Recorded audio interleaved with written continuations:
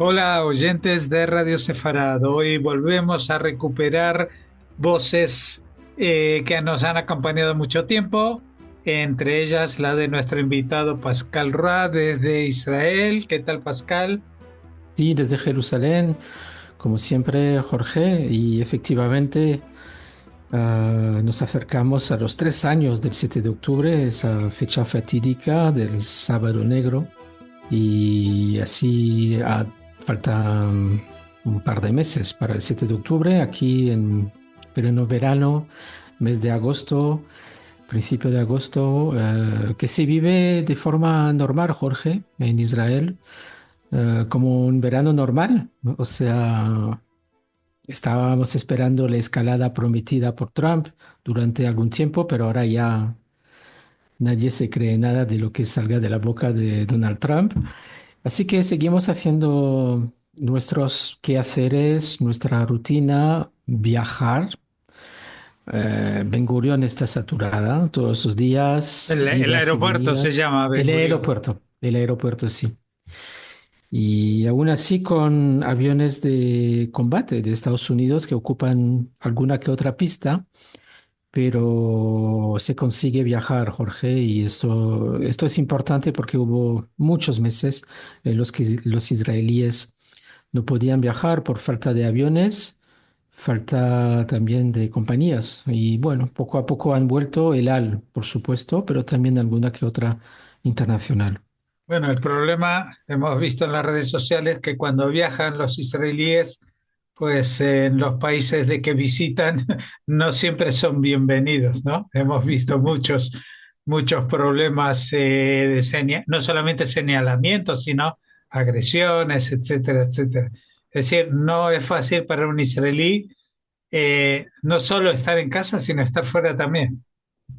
Eso es verdad, o sea, muchas son las recomendaciones del Ministerio de Asuntos Exteriores de Israel para evitar símbolos judíos o israelíes cuando se viaja al exterior, incluso hablar hebreo. Me pregunto, ¿quién reconoce la lengua hebrea entre los europeos, por ejemplo? Los Bueno, palestinos, los pues palestinos que sí, viven en Europa. sí, seguro. Pero así es, sí, es la realidad, pero bueno, aún así. Los problemas más graves tal vez se encuentran en Creta, en Grecia, perdón, también Creta, la isla de Creta y también Chipre. Ahí a veces hay como problemas más agudos. Hemos visto también campañas publicitarias de algún que otro candidato en la isla de Chipre, en hebreo, bueno, abatidas o recubiertas de pinturas, o sea, campañas para llamar, por supuesto, a los israelíes a votar en las próximas elecciones, de las que todavía no se habla mucho. Bueno, poco a poco se habla de las elecciones que al final tendrán lugar el 27 de octubre como previsto. Pero bueno, de esto hablaremos más tarde, por supuesto. Si quieres, Jorge, la mejor caricatura del año, y lo voy a decir en la radio, no es fácil, pero es muy representativa de cómo los israelíes se sienten de cara a la última campaña contra Irán y las idas y venidas de Trump. Es una caricatura que salió hace unos días en Yedot Ahronot, el periódico de las últimas noticias, las últimas noticias de Israel, donde se ve a un Trump deshojando una margarita diciendo ataco, no ataco, ataco, no ataco. Y como, como titular, no se está volviendo locos. Ujú. Y así es, nos está volviendo locos, sobre todo, como te decía, una temporada de posible escalada, de la que ya no se habla tanto, pero Israel estaba preparada para cualquier tipo de escalada, porque Trump amenazó y amenazó y amenazó Irán una y otra vez. Al final se desinflaba cada amenaza, lo que puede ser para la gente que vive aquí, para la gente que conoce Israel y la región, puede considerarse como un juego muy arriesgado. ¿Qué quiere decir arriesgado? Quiere decir que aquí lo que importa es la disuasión, es decir, mostrar que uno es capaz, o sea, no es solo ah, amenazar, sino también acompañar la amenaza de los ataques cuando son necesarios. Y la verdad es que después de la campaña de los 40 días, que empezó a finales de febrero, no hubo realmente más ataques, sino puntuales. Recordamos algún que otro día de ataques por parte de Estados Unidos en el sur de Irán, pero no fue más allá. Y la verdad es que Israel, si volviese a atacar Irán, tendría los objetivos mucho más claros, también con inteligencia en el en terreno, y sería mucho más preciso y más directo que Estados Unidos. Pero, por supuesto, Jorge, y con eso ya terminamos nuestras conexiones antes de las vacaciones, se ve que ya desde hace mucho tiempo los objetivos de Estados Unidos no son ya los intereses, no se comparten con los intereses, no son comunes con los de Israel. Y esto es una realidad. Y en este sentido, pues sabemos lo que todavía hace falta para alejar, hablando de Israel, alejarse de la amenaza de Irán a todos los niveles. Hablo de los proxies, hablo de los balísticos, hablo del programa nuclear. Sabemos lo que hace falta todavía y mientras Estados Unidos tiene esos objetivos de reabrir el famoso estrecho de Hormuz, que recordamos estaba abierto antes del 28 de febrero. Y en esta campaña nos encontramos ahora y parece incluso que si vuelve a abrirse el estrecho de Hormuz, para Trump será suficiente. O sea, hasta aquí hemos llegado. O sea que toda esta guerra no hubiera tenido ningún sentido, ni siquiera para Trump, pero tampoco para Israel, porque si Israel no acaba con los proyectos nucleares de Irán, es lo peor. No solamente que los proxies también son una amenaza y por supuesto a largo plazo los misiles balísticos, pero el principal problema, digamos, estratégico es que Irán pueda volver a tener un programa nuclear y llegar a conseguir una bomba atómica. Bueno, al principio, cuando los ataques eran comunes, en estos 40 días, sí hubo objetivos muy claros, muy definidos que fueron atacados y el debilitamiento de Irán a ese nivel fue importante. O sea, recordamos que todas las baterías antiaéreas, los radares de Irán fueron destruidos en un par de días. O sea, realmente pudo la aviación norteamericana e israelí entrar en territorio iraní sin ningún impedimento, sin ningún problema. Esto fue realmente una muestra del debilitamiento militar de Irán. También fueron algunas instalaciones nucleares dañadas, tocadas, sin llegar a todo, por supuesto.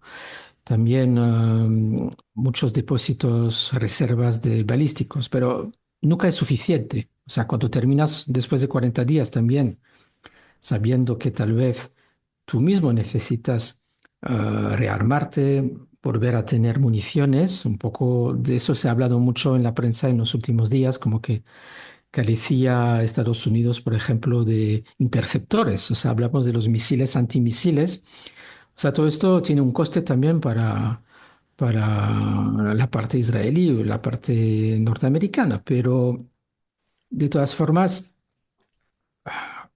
se necesita golpear mucho más, de forma mucho más eficiente y con más frecuencia. Si ahora parece ser que la estrategia de Trump es una especie de desgaste económico, una guerra de desgaste económico, apostando por un debilitamiento económico, lo ha vuelto a mencionar en sus redes sociales, ¿no? Como que, bueno, la inflación en Irán, la falta de liquidez del país,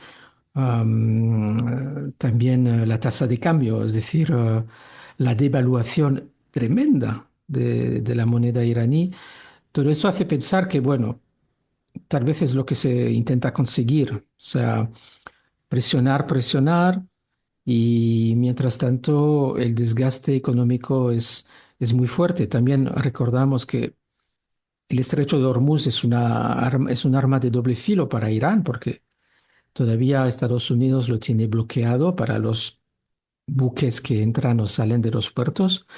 Esto impide a Irán de vender su mercancía, vender su energía, también barata a China como antes. O sea, está perdiendo mucho también a nivel económico. Puede que sea esta la estrategia que busca Trump. De todas formas, Trump es un hombre de negocio y dirige el país, dirige las negociaciones, dirige la diplomacia. Todo lo que hace, todo lo que toca, se dirige según lo que dice Wall Street. O sea, se levanta por la mañana, ve el curso del petróleo y esto le hace decidir una cosa u otra. Eso está clarísimo, sobre todo, recordamos que tenemos las elecciones que tendrán lugar después del 27 de octubre aquí en Estados Unidos a mediados de noviembre, las famosas midterms, que son también importantes para que él y el Partido Republicano pueda seguir teniendo una mayoría en el Congreso. O sea que son las reglas del juego democrático que conoce muy bien Irán y de las que se aprovecha, sobre todo siendo una dictadura. O sea, es toda la diferencia entre una democracia con estos plazos y una dictadura que no tiene ningún plazo. Ah, Y eso, además tiene la posibilidad de hacer lo que quiere con su población. O sea, no hay, es muy pero- difícil criticar. claro, pero por eso creo que es el problema, ¿no? Que Estados Unidos y Trump ven a Irán como si fuera un pequeño Estados Unidos y a ver si lo presiona en la economía, va a reaccionar, o incluso no ya Estados Unidos, América Latina, por ejemplo, las presiones que ejercieron sobre países como Venezuela o Cuba mismo, etcétera, que están dando unos resultados que en Medio Oriente eso no funciona. No ha funcionado nunca y ahora tampoco están funcionando. Y aunque Irán esté al 10% de lo que era hace 3 años, a nivel político no ha cambiado nada. No ha cambiado nada. Siguen siendo una minoría que gobierna con mano muy dura a la población y a los que salieron a protestar, que los americanos ya se pensaban que se había hecho todo lo necesario para que el pueblo se levantara, pues el pueblo se levantó y lo masacraron sin ningún problema. Y hoy en día, si alguien se atreve a protestar porque la vida es cara o porque no tienen lo que comer, pues les pasará lo mismo que les pasa a unos kilómetros a los habitantes de Gaza. Es decir, el Islam radical no tiene las mismas reglas de políticas que Occidente, y eso es algo que Occidente no se sigue ignorándolo.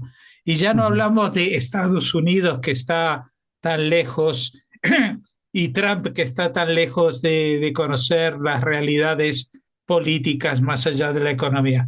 Tampoco en Europa hay conciencia de lo que se está jugando con el tema de Irán. Es decir, de que Irán y los países árabes en general tienen unas posiciones que a nivel político pueden cambiar en 15 minutos.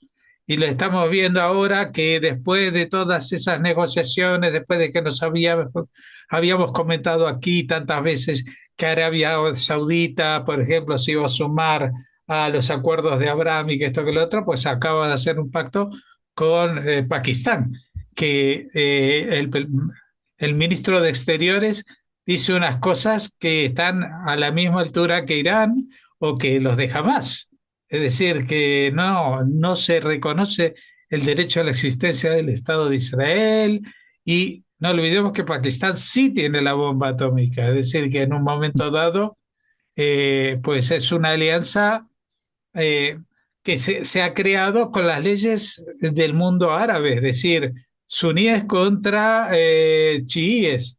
Esa es la esencia y lo mismo que está pasando desde hace muchos siglos y que tiene unas raíces que son religiosas, medievales y que en Occidente la gente pues parece que es incapaz de comprender y lo pueden tener delante de la cara y no lo van a reconocer, porque sería como reconocer de que todo lo que saben es ignorancia total. Es Oh, decir, totalmente, sí, sí. toda la cultura de Occidente tan bien edificada y los libros y los pensadores y los economistas y los políticos, pues sí se aplican esas leyes, pero esto es como las leyes de Newton. Se aplican cuando estamos en un planeta, pero si tú miras al universo entero, pues las leyes de Newton no son suficientes. Ahí se hay que aplicar nuevas leyes, ¿no? Lo mismo con la física, que la física de los días habituales, pues una cosa cae de arriba, pesa tanto, que toque el otro, pero una vez que vas a lo mínimo, la física cuántica cambia los parámetros. Y estamos hablando de una política cuántica en la cual, pues, los observadores, los que viven en el mundo físico, pues no se dan cuenta de lo que está pasando y cuáles son las leyes que subyacen en lugares como Medio Oriente, ¿no? Totalmente, es otro planeta, Jorge. Oriente Medio es otro planeta. Israel está en medio de otro planeta. No sé cuáles son los países satélites más favorables a Israel. Aquí no hay. O sea, no hay. Y por lo menos la ventaja que tiene Israel es que conoce muy bien las reglas del juego, conoce muy bien el ambiente que hay en estos, en estos países satélites de este planeta tan raro que es Oriente Medio y lidia con ello, intenta explicar las cosas a la gente que viene a visitarle, a los mandatarios europeos, norteamericanos, pero es verdad, nadie entiende, nadie quiere entender sobre todo, nadie quiere entender. Y esa es la gran frustración que yo personalmente experimento desde el 7 de octubre, porque cuando Netanyahu dijo que, bueno, estamos aquí luchando contra el Islam islámico, estamos a la vanguardia de alguna forma por física, por distancia, y ustedes tendrían que seguir nuestro ejemplo, o sea, tendrían que apoyarnos. En vez de esto, asistimos a todo lo contrario, asistimos a, a reacciones anti-israelíes que no se pueden entender, no se pueden entender, salvo, salvo cuando hay prejuicios y que al fin y al cabo es mucho más cómodo decir que Israel tiene la culpa de todo. Pero no, Israel no tiene la culpa de todo, es un país falible como todos, sí, pero no tiene la culpa de todo, sobre todo cuando se trata de asuntos tan peligrosos como el Islam radical. Ayer vi a un palestino en la piscina, hablé con él después de nadar y me dijo que quería entrar en el ejército israelí porque quería luchar contra grupos radicales como Hamas. Y él mismo me dijo, Hamas es peligroso para Israel, por supuesto, pero es peligroso para los palestinos. Hasta que la gente, y es un palestino que me lo dijo, árabe palestino, hasta que la gente en Europa se dé cuenta de que Hamas, Hezbollah, Hutíes son partes de Irán. No tiene nada que ver con la famosa reivindicación palestina, el derecho a la determinación, autodeterminación. Pues entonces Israel estará siempre sola, porque nadie entiende de qué se trata, qué es la jihad. Lo estamos viendo también en el famoso plan de 15 puntos del que hablamos la semana pasada aquí en la prensa, el plan de 15 puntos para el desarme, bueno, el posible desarme de Hamas y para la retirada de Israel. O sea, ahí seguimos en las mismas. La gente, o sea, Trump cuando habla de acuerdo, de posible acuerdo histórico, no entiende nada, no entiende nada de lo que pasa en Gaza. Y cuando yo leo los 15 puntos, pienso, wow, esto es genial. Si se aplicara, viviríamos en Gan Eden, viviríamos en el paraíso. Esto es todo tan bonito y todo bien explicado, pero en la realidad, de ninguna manera, no pasamos nunca del primer punto.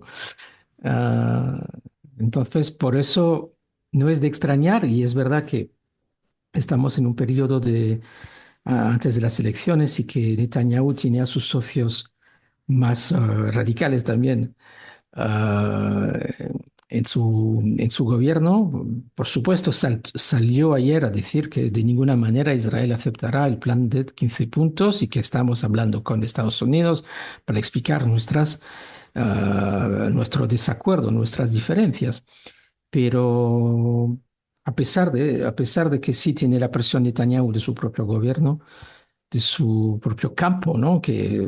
Con quién podría seguir gobernando después del 27 de octubre. Es verdad que para la mayoría de los israelíes es una reacción normal. ¿Cómo podemos aceptar? ¿Cómo Israel puede aceptar ya no tener control sobre Hamas, sobre Hezbollah en Líbano y sobre cualquier amenaza yihadista?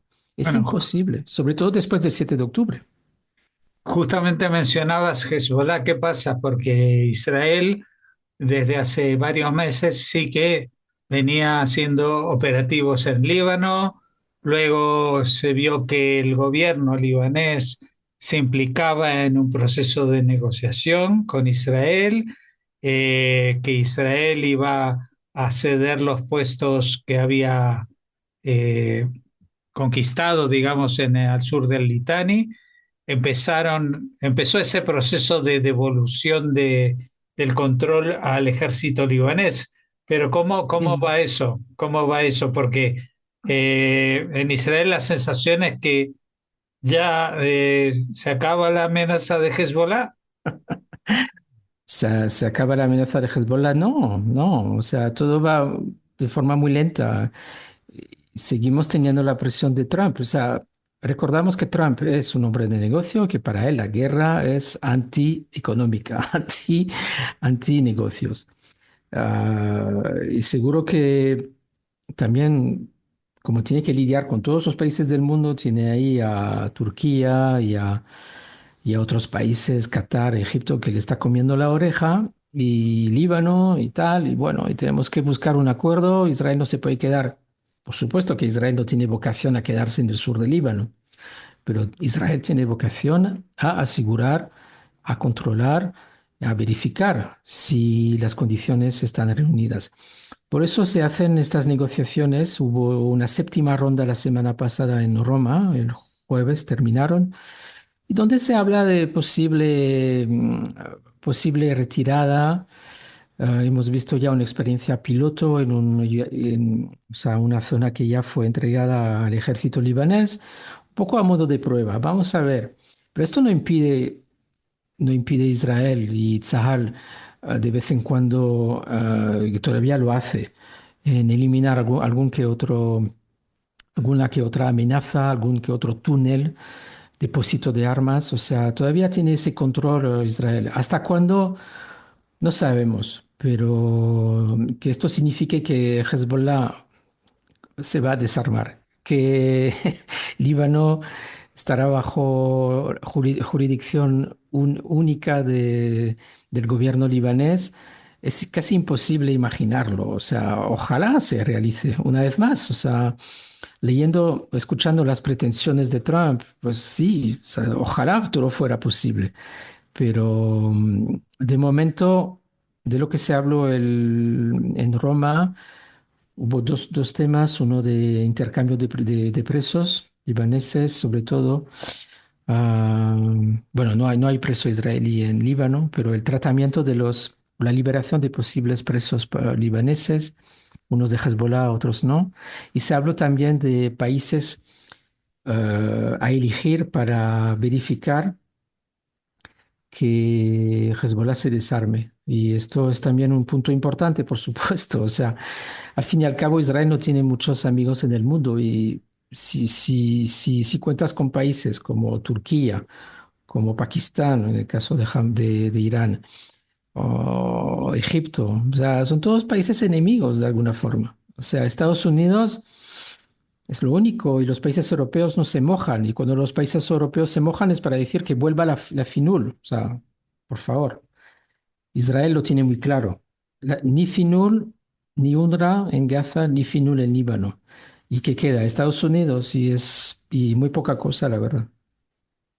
Bueno, pues entramos dentro de poco esta semana en el periodo del mes de Elul, que es un periodo que desde el punto de vista religioso es revisar la contabilidad del alma y también seguramente se sumará a esta contabilidad del alma la contabilidad política, y es una oportunidad para que haya algún cambio político en Israel, pero también es una oportunidad para que se repita exactamente el mismo esquema que se ha repetido en las últimas cuatro elecciones, es decir, de que es muy difícil formar un gobierno alternativo diferente a más o menos el que ahora hay. O sea, las únicas variables serían con Netanyahu, sin Netanyahu, pero, por ejemplo, en todas ellas tiene que estar el Likud, el partido de Netanyahu, tienen que estar incluso, yo diría, los partidos religiosos, es decir, va a ser muy difícil como mucho. La perspectiva es de que en vez de tener de socios a los partidos de ultraderecha, tenga como socios algunos partidos de centro, ¿no? De centro.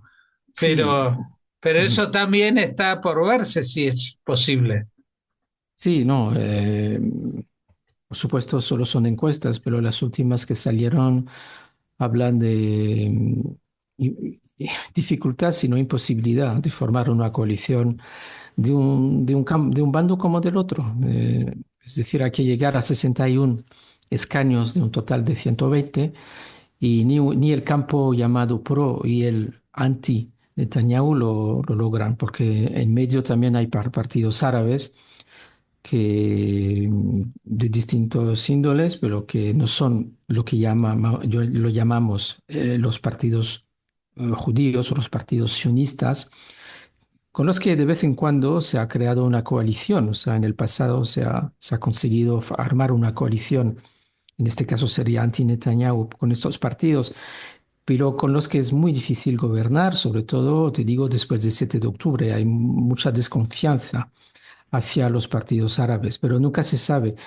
Puede que tengan la llave o que sean la bisagra para formar una coalición, pero de momento no hay posibilidad, según las encuestas, de formar o que se destaque un bando como el otro. Ah, o sea Estamos que, es muy, muy difícil.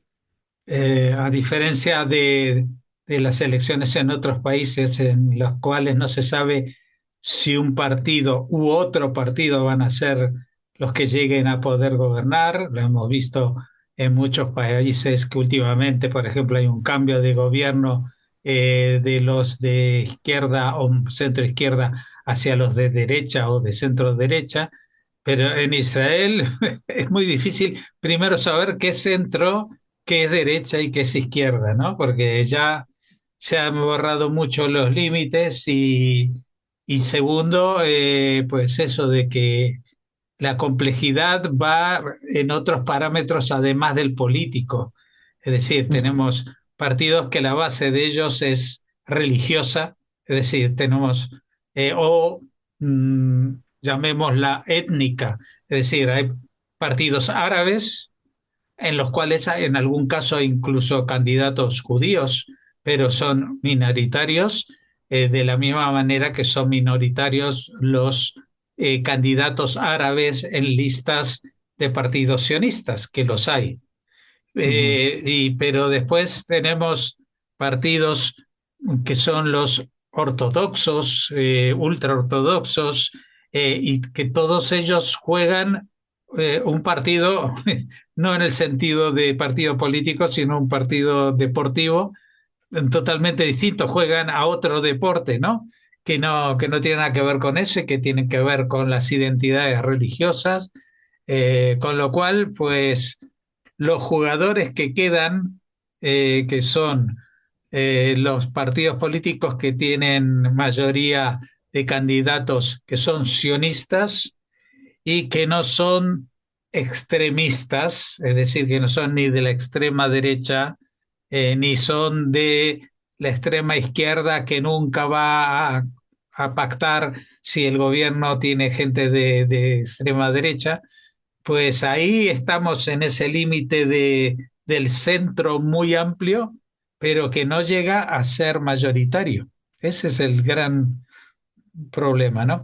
Bueno, vamos a tener que seguir hablando de esto en próximas comunicaciones. Ahora, afortunadamente, el objetivo de lo más urgente en las noticias no está puesto en Israel desde hace un tiempo. En muchos casos tampoco siquiera en Medio Oriente. Es un tema que ya ha terminado por agotar a los informativos, el tema de Trump, que va a destrozar Irán y que al día siguiente negocia con Irán. Y bueno, es algo que ha desplazado y ya lo hemos visto y vivido estos mismos últimos días en España con el tema de esa invasión a la ciudad de Ceuta, en la cual viven unos 80.000 españoles y en la que entraron 72.000 personas de Marruecos. Fíjense, el 90% de la población, es decir, como si en Israel, que hoy en día creo que son unos 10 millones de personas, de repente entraran 9 millones de lo que sea, de musulmanes o de judíos o de lo que sea. Es una explosión demográfica incontrolable. Y lo mismo pasaría en España, en Estados Unidos, ya las cifras serían de cientos de millones de personas que en 2 o 3 días llegan al país, ¿no? Bueno, estamos en ese mundo en el cual, eh, pues hasta hace poco se lo llamaba distopía y que hoy en día es la realidad de todos los días. Nos estamos acostumbrando a vivir en esa distopía. Te agradecemos mucho, Pascal, que nos hayas atendido y esperamos volver a contar contigo ya la semana que viene, a menos que haya algo muy urgente que requiera que hablemos contigo. Hasta la próxima, Jorge.